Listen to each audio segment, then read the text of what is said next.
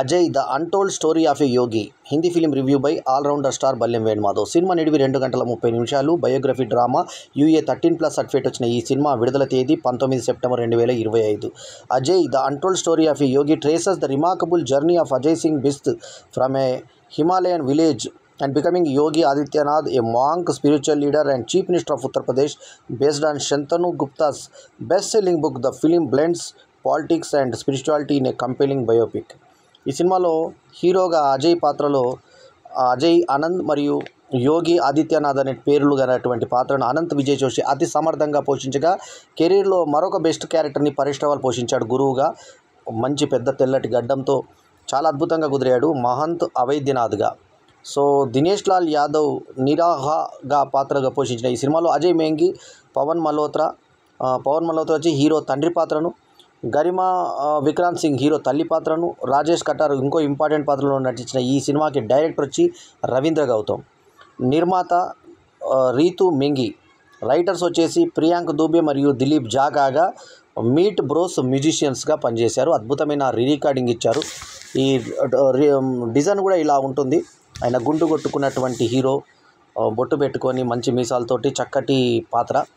యూపీలో ఉన్నటువంటి ఒక సీఎం ఎంత అద్భుతంగా ఆయన జీవితం ఎంత బాగుంది, ఎంత బాగా తీర్చిదిద్దింది ఆయన జీవితాన్ని అనేది చాలా చక్కగా చూపించారు.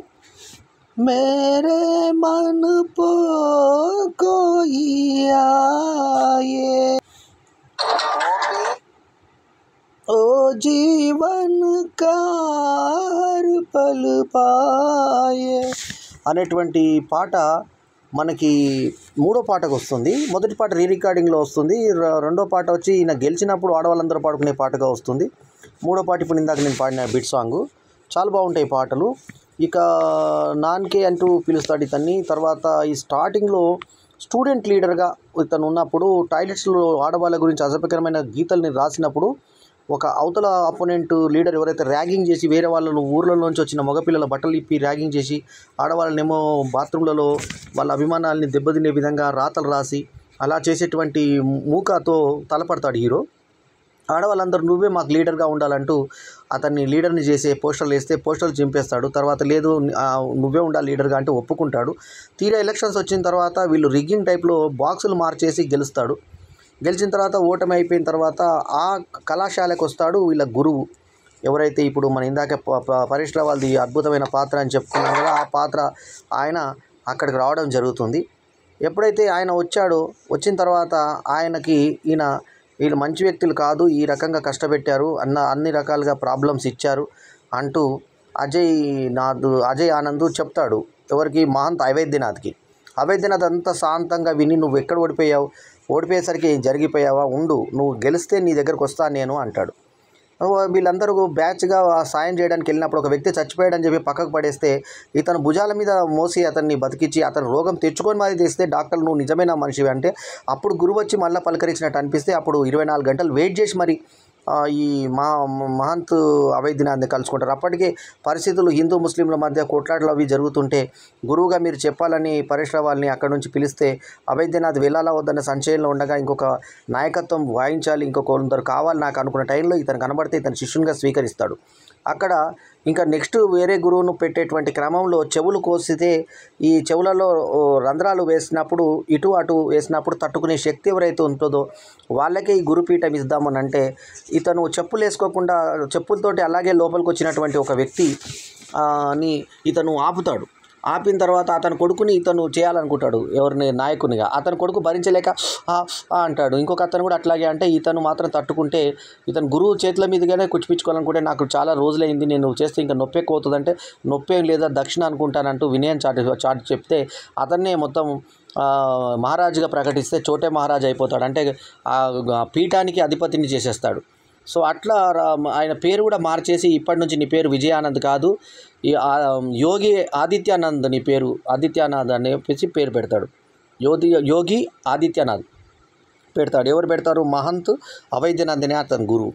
ఇక అక్కడి నుంచి అదంతా వచ్చిన తర్వాత అంతకుముందు ప్రజలు చనిపోతుంటే హాస్పిటల్కి వెళ్ళి కలెక్టర్కి మొరబెట్టించుకోవడానికి ట్రై చేస్తే అతను పట్టించుకోడు. ఎప్పుడైతే ఇతను ఇంక అప్పుడు రాజకీయాల్లో దిగాలి తప్పదు అనుకొని ఇతను రాజకీయాల్లో గెలిచి ఎంపీ అయిన తర్వాత పార్లమెంట్లో తన బాణి వినిపించి ఆ తర్వాత ఆ కలెక్టర్ దగ్గరికి వెళ్ళి అతను సీఎం మీటింగ్ ఉందని వెళ్ళిపోతే రోడ్డు మీద కూర్చొని 24 అవర్స్ అక్కడే ఉండి ప్రజల సమస్యల్ని సమక్షంలోనే అన్నీ క్లియర్ చేసేటువంటి ప్రయత్నం చేసి ఆ కలెక్టర్ని పరుగులు పెట్టిస్తాడు. ఆ తర్వాత తన మార్క్ అనేది ఇది చేస్తాడు. అంతకుముందు ఇతను ఒక సామాన్యమైన వ్యక్తిగా ఉన్నప్పుడు ఈ మఠానికి వచ్చేటప్పుడు దారిలో ముస్తక్ అహ్మద్ అని చెప్పేసి ఒక పెద్ద టెర్రరిస్ట్ని చూస్తాడు. గన్నులు మోస్తూ కొట్టుకుంటూ వెళ్ళిపోతుంటాడు ఆ టెర్రరిస్టు.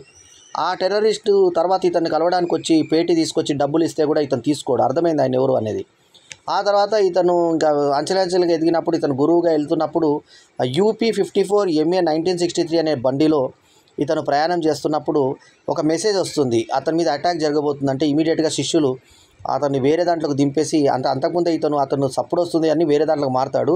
కానీ మెసేజ్ వచ్చిన తర్వాత కూడా శిష్యులు ముందుకు వెళ్ళిపోయి వాళ్ళు బలై జరిగిపోతే ఇతను రక్షించేటువంటి ప్రయత్నం చేస్తారు. అంతకుముందు ఇతను గరియా ఒక గోమరియా గంజ్ అనేటువంటి ఒక ప్రదేశానికి ఇతను అక్కడ ముస్తక్ అహ్మద్ యొక్క ప్రాంతంలోకి ఇతను ప్రచారానికి వెళ్తే పోలీసులు ఇతను ఆపేస్తే డూపుని అక్కడ పెట్టి ఇతను వెనక నుంచి వెళ్ళిపోయి అక్కడ వెళ్ళేటప్పుడు ఆ కారులో ఆ టీబీ వచ్చింది పేషెంట్ కానీ దగ్గి అక్కడ కింద కూర్చొని అతను లోపలికి పోలీస్ వలయాన్ని దాటుకొని వెళ్ళిపోతే మీ గురువు రావట్లేదు ఇక్కడికి అంటే గురువు ఆల్రెడీ రాడు చెప్పడు డైరెక్ట్గా వచ్చేసాడంటూ వాళ్ళందరినీ ఆశ్చర్యపరిస్తే వాళ్ళు పూమాలలు వేసి అతను సత్కరిస్తారు. ప్రభుత్వం నిజానికి అది బ్యాన్ చేసినా కూడా అది చేస్తాడు. బాంబ్ బ్లాస్ట్లో తప్పించుకున్న తర్వాత ఇంకా అతనికి అప్పుడు కూడా అరెస్ట్ చేసేటువంటి ప్రయత్నం చేస్తే బోర్న ఏడుస్తాడు అసెంబ్లీలో మాది పార్లమెంట్లో ఏడ్చి ఇది నేను ఒక రక్షించడానికి నేను పక్క దేశం వల్ల లోపల రాకుండా ఇవన్నీ నేను ఆపుతూ ఉంటే నాకు ఇది చేస్తున్నారని చెప్పేసి యూపీ దగ్గర గోరఖ్నాథ్ నుంచి మఠం నుంచి వచ్చినటువంటి వ్యక్తిని ప్రజల కోసం నేను యోగినైనాను బాగ్బా యోగి నేను అని అంటాడు. సో ఎవరైతే ఈయన ధనుంజయ అని చెప్పేసి ఇతని మీద అసూయ పెంచుకుంటాడో అతను కూడా ఇతనికి విధేయుడు అయిన తర్వాత అతన్ని కాల్చి చంపేస్తారు. అతను ఓ 4 వ్యక్తుల్ని వీళ్ళ మీద టెండర్ వేయిస్తే అతన్ని కాల్చి చంపేస్తారు. సో ఇవన్నీ గమనిస్తాడు. చెప్పులు లోపలికి వేసుకోకూడదన్న బోర్డు గమనిస్తారు. ఆ తర్వాత ఇతన్ని అందరూ బాబాయ్ యోగి అని చెప్పేసి పిలిస్తే ముస్లిమ్స్ కూడా వచ్చి ఇతనికి మొరబెట్టుకుంటూ ఉంటే మీరెందుకు వచ్చారా అంటే ఇలా పోలీసుల మాట ఎవరు వింటున్నారు అంతా ఆయన చెప్పు చేతుల్లోనే ఉంది కదా అని అంటే అతను ఏ రకంగా ముఖ్యమంత్రిగా పదవి అధిష్ఠించాడు, ఆ తర్వాత ఏ రకంగా ఇది చేశాడు. తర్వాత లాస్ట్కు బ్రెజిల్లో ఒక మీటింగ్ ఉంది, ఆ మీటింగ్కి నేను వెళ్ళదలుచుకున్నాను అంటూ ఆ మీటింగ్కి వెళ్ళేటువంటి క్రమంలో ప్రధానమంత్రి పిలిచాడు మిమ్మల్ని అని చెప్పేసి డైరెక్ట్గా యూపీకి ముఖ్యమంత్రిగా ప్రకటించినప్పుడు టీవీలో అతను మాట్లాడడంతో సినిమా ఎండ్ అవుతుంది.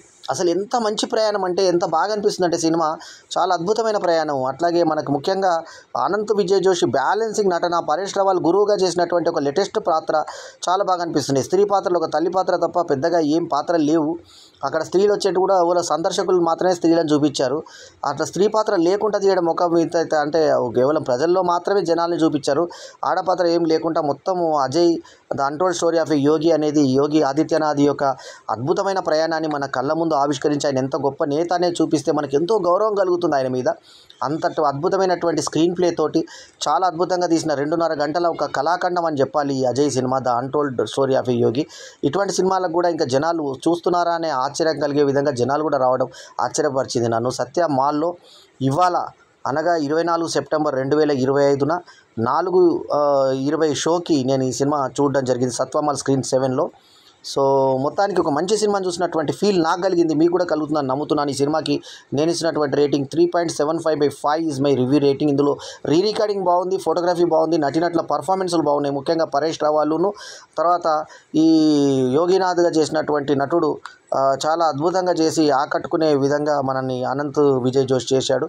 ఇక తల్లిదండ్రులకు చెప్పకుండా ఇతని ఇంట్లో వచ్చేసాడు. ఆ తల్లిగా గరిమా విక్రాంత్ సింగ్ను, తండ్రిగా పవన్ మల్హోత్రా గుర్తుపట్టని రేంజ్లో ఉన్నారు వాళ్ళు.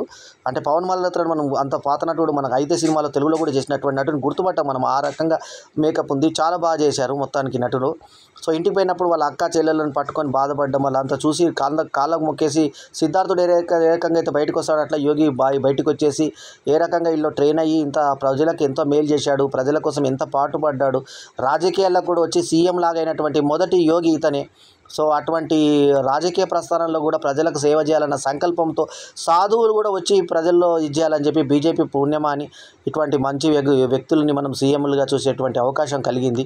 ఇంకా ఆయన చేసిన సంచలనమైన నిర్ణయాలు ఇంకా ఇందులో చూపించలేదు. ఒక నవల ఆధారంగా చేసినటువంటి ఒక బుక్ సెల్లర్, బాగా ఫేమస్ అయినటువంటి బుక్ అది. ఆ బుక్ శంతను గుప్తా రాశాడు. అది బుక్ బెస్ట్ బుక్ సెల్లర్ అది. అటువంటి మంచి సెల్లర్ బుక్ ఆధారంగా తీసినటువంటి ఈ సినిమాకి సమర్థనీయమైనటువంటి దర్శకత్వం తోడవడంతో రవీంద్ర గౌతమ్ అద్భుతంగా తెరకెక్కించినటువంటి ఈ సినిమా చూడబుల్ సినిమాగా అయింది. So 3.75/5 is my review rating. Ajay the untold story of a యోగికి అభినందనలు టీం మొత్తానికి అందజేస్తూ, పాటలు కూడా బాగున్నటువంటి ఈ సినిమాకి రికార్డింగ్ బాగా ఆకట్టుకునే విధంగా ఉంది. మంచి ఫోటోగ్రఫీ, మంచి స్క్రీన్ ప్లేతో వచ్చిన సినిమా. తప్పకుండా చూడమని చెప్పేసి నా యొక్క అభిప్రాయము, తర్వాత నా సలహా. సో ఎల్లప్పుడూ మీ ఆదరాభిమానాలను ఆశించే మీ ఆల్రౌండర్ స్టార్ బల్లెం వేణుమాధవ్. నమస్తే, జై హింద్.